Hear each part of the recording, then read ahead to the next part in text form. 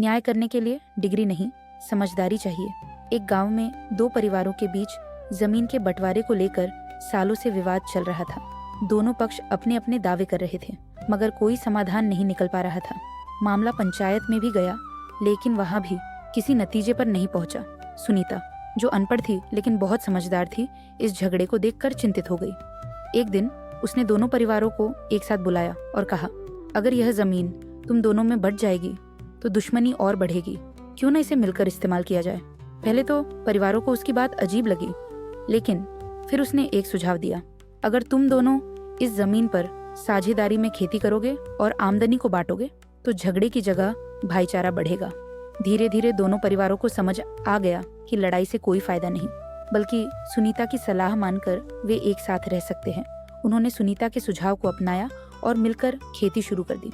कुछ ही महीनों में उनकी पैदावार दोगुनी हो गई और झगड़ा खत्म हो गया। गांव के लोगों को यह देखकर एहसास हुआ कि न्याय हमेशा पढ़ाई से नहीं आता, बल्कि अच्छे विवेक और सही सोच से भी किया जा सकता है।